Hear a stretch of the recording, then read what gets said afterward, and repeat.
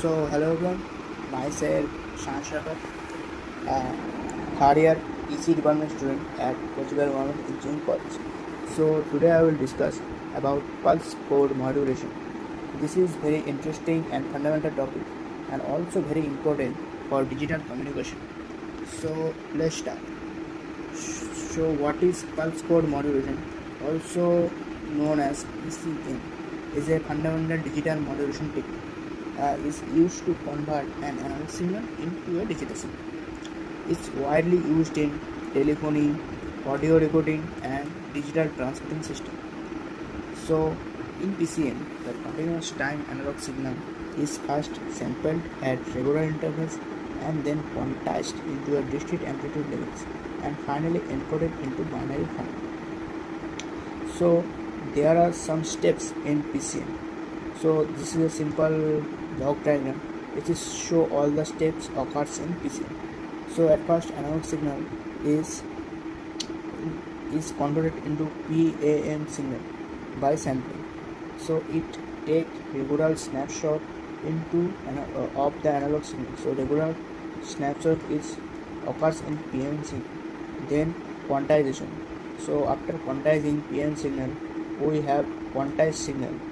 So it's round each sample to the nearest fixed value. So nearest peak value occurs in quantized signal, and at last quantized signal is converted into a binary code, which is our digital data. So all the forms are called PCM encoder. So next, PCM generation. So we show a block diagram of PCM generation. It's helped to understand properly. So at first analog message signal is passed into a low pass filter which removes high frequency noise before sampling, and later it is passed into a sampler. So it takes samples at regular intervals and it is called sampling rate. After it is passed into quantizer, it assigns each sample to the nearest fixed amplitude level, and encoder which is convert the quantized signal into binary bits for transmission. So so the next part is receiver part. So regeneration circuit, it cleans and strengthens the signal if corrected, and then decoder, it converts binary codes back to quantized values, and at last reconstruction filter. It is called as LPF. It is also low pass filter, and it smooths the signal to approximate the original analog.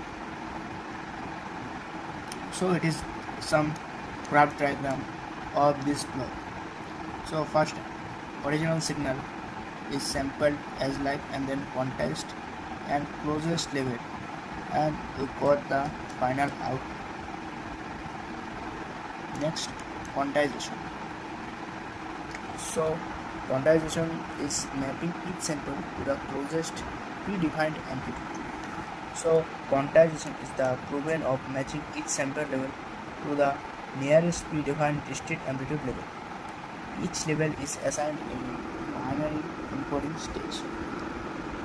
The number of quantization level Q is usually to the power V, where V is the number of bits per sample.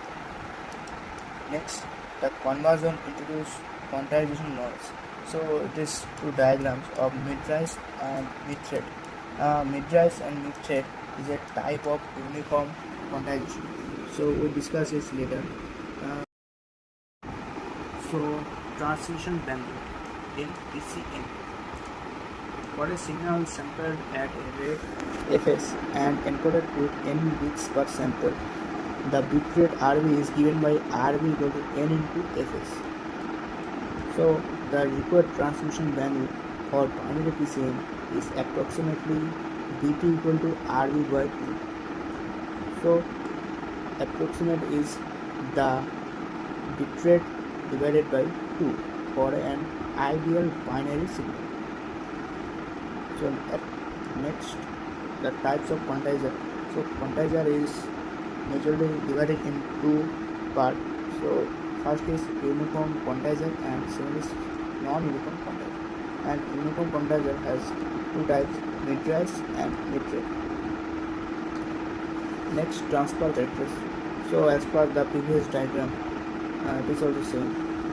So at quantization, the output as per the diagram, the output is 0 when input is from minus 0.5 to 0.5, and output is 1 when the output is 0.5 to 1.5, and output is 2 when the input is greater than 1.5.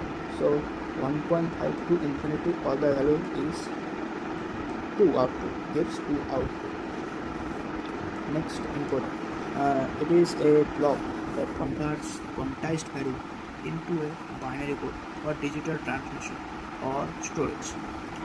Each quantized level is assigned a unique binary number which represent amplitude level.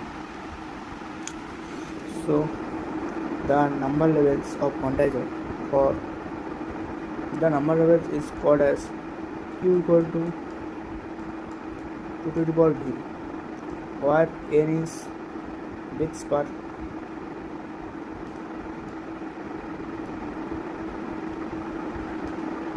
So next is levels of quantizer. So levels of quantizer is also denoted as q equal to 2 to the power n. So here n is bits per sample. So for 2 levels, encoder needs 2 bits for each level, and for 10 levels, encoder needs 4 bits, and for 1000 levels, encoder needs total 10 bits for each level. So number of bits needed is equal to log to alpha, and here alpha is level of quantization. Next is quantization noise. So it is difference between actual sample and quantized sample. Happens because rounding losses some. It happens because of rounding losses some information.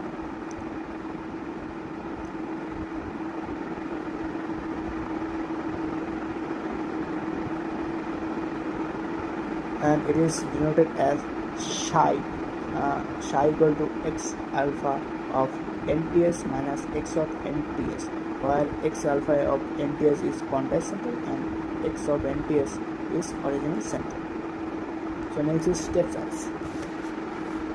So that step size is denoted as delta, where delta equal to nxn by alpha. So as per the diagram, xn is the peak value and minus xn is the least value or minus peak value. So the maximum value of signal amplitude is xn and minimum signal value is minus xn as per the diagram. So qxn is peak to peak amplitude and alpha is number of levels of quantization. So as per the value of delta, the maximum quantization will be psi max equal to half of step size, like delta by 2, and its unit is volts. So next is uniform distribution of quantization.